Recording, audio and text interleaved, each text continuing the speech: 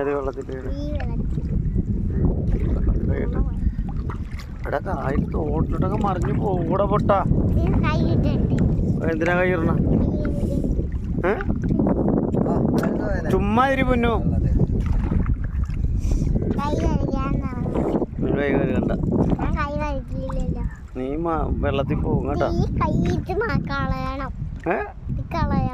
എന്നത് കളയണം? അതെന്നതാ? മഷിയാ?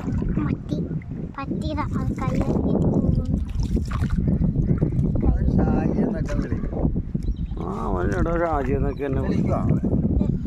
അങ്ങനെ വിളിക്കുവാ?